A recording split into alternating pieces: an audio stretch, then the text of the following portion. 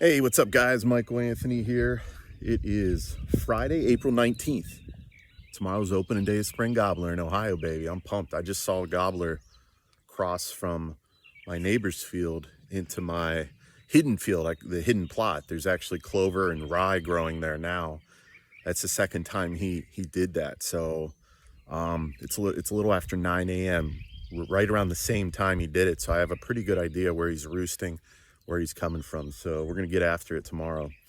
But I wanted to share with you on this project that I started working on a couple days ago. I didn't get a chance to film it because I just had so much going on. I didn't break out the equipment, and I did a short, but I wanted to show you this. So this is going to be one of our food plots this fall, and you can see the orchards right there.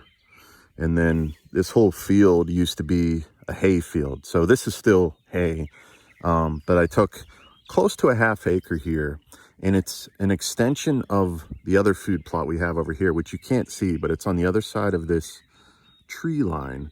And so we'll take a walk over and I'll show it to you. But what I wanted to do was help direct the travel of the deer to come more on the interior of my property here.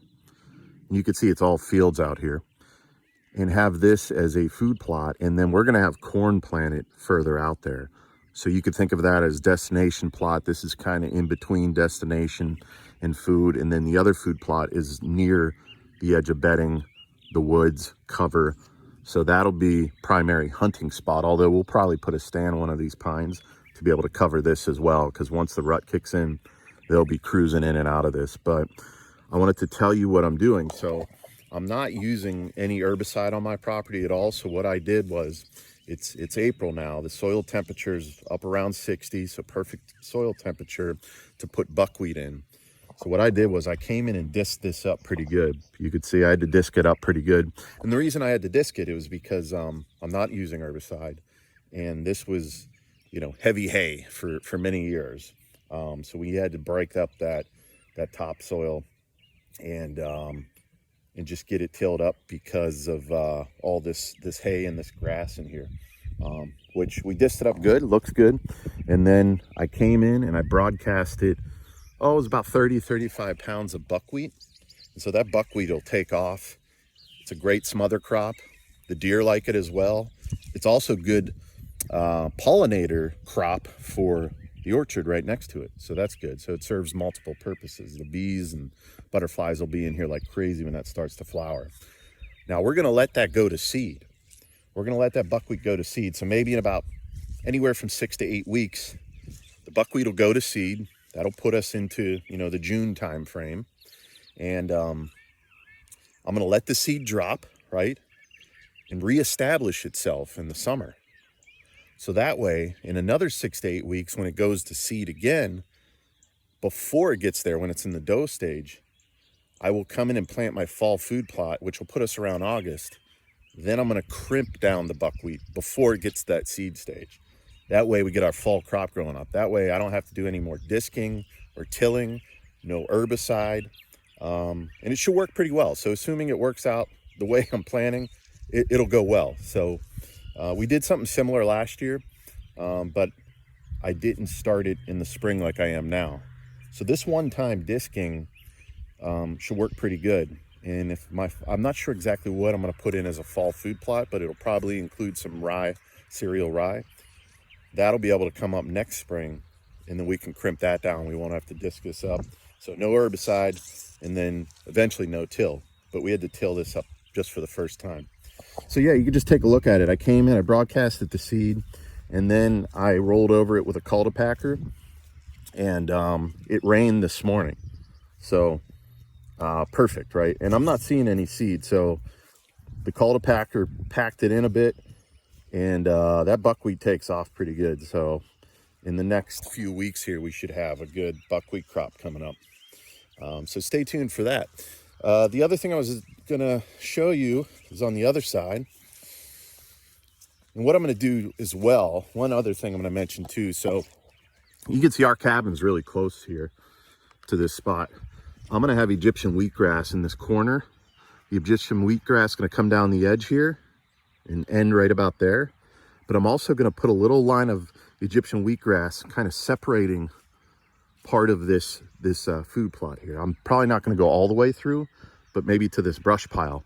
That way it breaks it up a little bit. That way deer coming in, specifically buck coming in, they're going to have to move around to see the whole plot, right? Because if they're standing right there, they could pretty much see the whole plot. If there's Egyptian wheatgrass creating some screening and barriers, they're going to have to come in to check it out.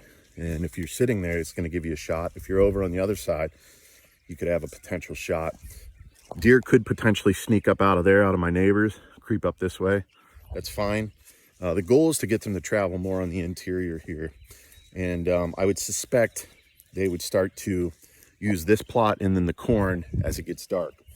But the primary hunting spot will be on the other side here of this tree line. You can see how thick this tree line was.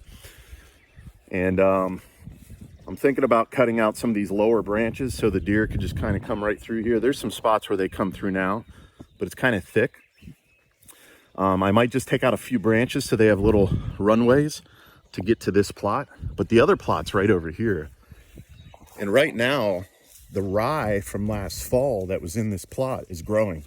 It's growing pretty good. There's been some turkey coming in, and I'm just gonna walk over there and show it to you. So this food plot, it'll be about an acre, close to an acre, maybe 0.8. And it'll be on both sides of this tree line. So that'll force the bucks to kind of move around. They could check this plot out. We got 2 stands here. And then they have to move around, either going around this way or cutting through the tree line or circling around the orchard to get to the other plot. So it makes them move and travel a little more. So you can see the rye coming up pretty good here, right? So we're going to see how that works out. I might put some buckwheat in here too. You can see where the old Egyptian wheatgrass was right here. So we're going to do Egyptian wheatgrass on the edge here. We're also going to do Egyptian wheatgrass on that corner. Pretty much leave this open. And then that'll be good screening because we got our cabin and stuff down there. But yeah, I think it's going to work out pretty good. I'm excited to see how it works out. But here's our rye. See it coming up. Looks purty. And then that food plot I just showed you was right over there. So that's what we got going on here. This is just one of our food plots. We have the hidden plot. We're going to be putting in corn more as a destination plot down there. And it should be good. I'm excited to see how it turns out. So stay tuned, folks.